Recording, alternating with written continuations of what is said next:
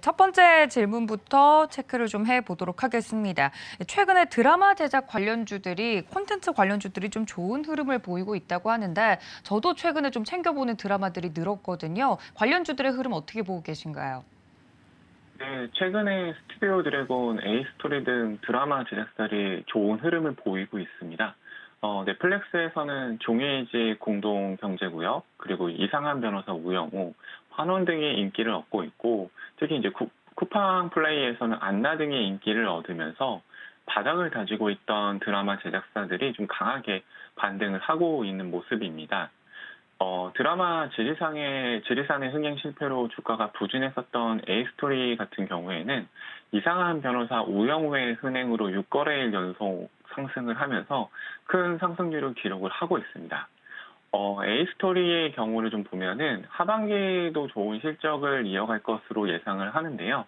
MBC와 디즈니 플러스에서 방영 예정인 빅마우스가 좀 대기 중에 있고, 2023년에는 웹툰 무당 IP를 기반으로 하는 무당도 방영 예정에 있습니다. 무당의 경우 NFT와 게임 등으로 좀 확장할 수 있는 부분들도 있기 때문에 개인적으로는 이 작품에 좀 큰 기대를 하고 있습니다. 그리고 스튜디오 드래곤 같은 경우에도 하반기 드라마 라인업을 살펴보면 현재 인기를 얻고 있는 환원 시즌2가 12월에 좀 예정이 되어 있고, 송혜교 씨 주연의 더 글로리도 넷플릭스에서 예정되어 있기 때문에 하반기까지 드라마 제작 관련된 주들이 좋은 흐름을 이어갈 것으로 좀 기대를 하고 있습니다. 하지만 단기간에 좀 빠르게 급등한 부분들도 있기 때문에 어느 정도 좀 조정이 올 수 있다라는 부분들은 염두에 두고 접근을 하시는 게 필요할 것 같습니다. 네, 불황이 와도 이 콘텐츠 관련된 기업들의 주가는 잘 가고 있다 체크를 좀 해주셨는데 좀 이야기를 나눠보면 예를 들어서 글로벌 OTT 업체죠. 넷플릭스의 주가 같은 경우는 부진을 면치 못하고 있는데 이 국내 콘텐츠 제작사들도 좋은 흐름을 계속 이어갈 수 있을지 좀 걱정이 앞섭니다. 어떻게 보시나요? 네, 저는 개인적으로 글로벌 OTT 시장의 경쟁이 좀 치열해질수록 드라마 제작사에게는 좀 호재가 될 수 있는 부분들이 있는 것 같습니다. 현재 미국과 유럽의 경우 넷플릭스 신규 가입자가 좀 주춤하고 있지만 아시아의 경우에는 성장을 하고 있는 것으로 나타나고 있는데요. 아시아는 K 콘텐츠의 인기가 좀 높기 때문에 글로벌 OTT가 아시아 시장에서 점유율을 좀 높이기 위해서는 한국 콘텐츠에 대한 투자를 늘릴 수밖에 없을 것 같습니다. 대표적인 예로 현재 넷플릭스에서 스트리밍 되고 있는 종이의지 공동 경제구역도 비영어 부문에서 1위를 차지했었는데 많은 아시아 국가에서 좀 상위권을 차지한 영향이 컸던 것으로 알고 있습니다. 이런 부분들을 좀 고려를 했을 때 글로벌 OTT의 한국 드라마에 대한 수요는 당분간 계속되지 않을까 좀 기대를 하고 있는 상황입니다. 네, 오히려 글로벌 OTT 업체들의 경쟁이 심해질수록 국내 드라마 제작사들에게는 수혜가 될 수 있다 이야기를 해주시면서 관련된 주가들의 흐름 좀 짚어주셨습니다. 두 번째 이슈로 좀 넘어가 보도록 하겠습니다. 최근 어려운 시장 속에서 마이너스 수익률을 기록하고 있는 건 개인 투자자뿐만 아니라 국민연금의 수익률도 보면 마이너스를 기록을 하면서 우려가 좀 커지고 있다 이야기가 나오고 있습니다. 물론 국민연금의 수익률을 가지고 일희일비하기에는 좀 무리가 있지만 그래도 좀 걱정이 되는 것이 아니냐는 이야기가 나오고 있는데 어떻게 보시나요? 네, 인플레이션 영향으로 이제 미국을 비롯해서 많은 국가들이 유동성을 좀 축소를 하고 금리를 인상을 하면서 주식시장이 하락하는 모습을 보이고 있는데 국민연금 수익률도 여기에 좀 영향을 받는 모습입니다. 특히 국민연금은 2021년도에 10%대 수익률을 좀 기록을 하면서 좋은 성과를 기록을 했었는데요. 올해는 현재까지 한 36조 원 정도 손실을 기록을 하면서 우려를 좀 낳고 있는 상황입니다. 기금운용본부 공시를 보면 4월 말 현재 국민연금 기금의 전체 수익률은 마이너스 3.79%로 잠정 집계가 됐습니다. 참고로 이런 마이너스 수익률은 우리나라만의 문제는 아니고 노르웨이나 캐나다 연기금 등도 마이너스 3% 내외를 좀 기록하고 있는 것으로 알려져 있습니다. 자산별 수익률을 좀 더 자세히 살펴보면 국내 주식 같은 경우에는 마이너스 7%대 손실을, 그리고 해외 주식 같은 경우는 마이너스 6% 정도, 국내 채권도 마이너스 4% 정도를 좀 기록을 하면서 대부분의 자산에서 좀 마이너스를 기록을 했고요. 대체 투자 관련돼서는 한 5% 정도 수익이 났고, 단기 자금 같은 경우에는 0.88% 정도 수익을 내면서 이 두 자산만 수익을 기록한 상황입니다. 개인적으로는 금리 인상으로 주식과 채권 모두 좀 안 좋은 흐름을 보이고 있기 때문에 하반기에도 수익률을 좀 회복하는 게 쉽지 않을 거라고 좀 생각을 하고 있는 상황입니다. 네, 우리나라 국민연금만의 문제는 아닌 것 같다. 이 거시 경제 때문에 글로벌 전반적으로 힘든 와중에 이 국민연금의 수익률까지 좀 체크를 해봤습니다.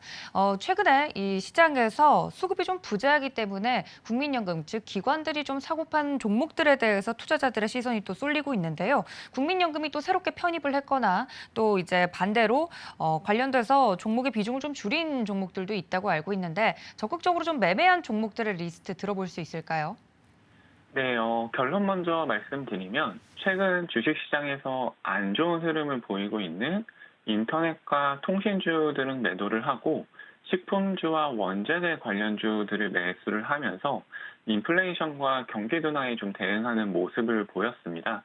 최근에 카카오, 네이버 등 IT주 하락폭이 좀 큰 편인데요. 국민연금도 카카오 비중을 7.4%에서 6.4%로 줄였고 네이버도 9.2%에서 8.2%를 줄였습니다. IT 업종의 경우 코로나 초기에 수혜 업종으로 좀 관심을 받으면서 높은 상승률을 기록을 했었는데 최근에 금리가 인상이 되고 유동성이 좀 줄어들면서 큰 하락폭을 기록하고 있는 좀 상태입니다. 반대로 식품주에 대한 매수는 늘렸는데요. CJ 프레시웨이 같은 경우에는 5.1%, 삼양식품 같은 경우에는 6.3% 정도를 새로 취득을 했고, 이외에도 롯데칠성음료, 오리온, 그리고 CJ 제일제당 등 대형 식품주들에 대한 비중도 좀 늘렸습니다. 식품주 같은 경우에는 필수 소비재에 해당이 되기 때문에 사람들이 제품 가격이 좀 인상이 되어도 소비를 계속해야 하는 부분들이 좀 있습니다. 그리고 비용이 인상되는 부분을 빠르게 가격을 전가할 수 있는 부분도 있기 때문에 지금 같은 시기에는 방어적인 성격을 좀 가지고 있다고 생각을 하시면 좋을 것 같은데요. 이런 부분들을 좀 반영을 하면서 식품주에 대한 좀 비중을 높인 게 아닌가 생각을 하고 있습니다. 네, 국민연금은 인플레에 좀 적극적으로 대응하기 위해서 식품은 사고 인터넷은 팔고 좀 이렇게 정리를 해볼 수 있겠다. 두 번째 이슈까지 체크를 좀 해봤습니다. 예, 마지막 이슈인데요. 지난주 6월 FOMC 의사록이 좀 공개가 됐죠. 그 내용에 대해서 요약을 좀 해주신다고요? 네, 지난 5월 FOMC 기자회견에서 연준의 제롬 파웰 의장이 6월에 75bp 인상 가능성이 좀 낮은 것처럼 발언을 했었는데 블랙아웃 기간에 5월 소비자 물가 등이 예상보다 좀 높게 나오면서 6월에 75bp 인상을 했었습니다. 문제는 기자회견에서 파웰 의장이 금리 인상폭을 50bp 또는 75bp가 될 것이라고 언급을 했었는데 시장에서는 현재 100bp 이야기도 좀 나오고 있는 상황입니다. 개인적으로는 물가 상승률이 목표 수준으로 돌아오는데 시간이 좀 걸리겠지만 긴축에 따른 경기 침체 가능성을 무시할 수 없기 때문에 75bp 인상을 할 것으로 좀 예상을 하고 있습니다. 그리고 올해 물가 상승률을 4.3%에서 5.2%로 상향 조정을 했었는데요. 내용을 좀 살펴보면 공급망 문제가 좀 계속되고 있고 상품 및 서비스 가격 상승이 계속되고 있는 부분이 반영이 된 것 같습니다. 코로나가 다시 좀 유행을 하면서 확진자가 늘고 있고 이렇게 되면서 좀 중국이 다시 봉쇄를 하거나 만약에 전장이 내년까지 계속된다라고 하면은 물가 상승률 목표치가 좀 더 올라갈 수 있는 부분들도 있기 때문에 이런 부분들을 좀 고려를 해서 대응을 하시는 게 좀 필요한 시기인 것 같습니다. 네, 미국 상황은 그렇고 당장 내일이죠. 한국은행이 내일 예정된 금융통화위원회에서 초유의 빅스텝, 그러니까 한꺼번에 기준금리를 0.50%포인트 올리는 것을 결정을 할지 말지에 대해서 투자자들의 관심이 좀 쏠리고 있습니다. 많은 분들이 빅스텝을 예상하고 계시던데 어떻게 보시나요? 네, 저도 비슷하게 예상을 하고 있는데요. 우리나라 현재 물가 상승률이 6%대로 높게 나오고 있는 상황입니다.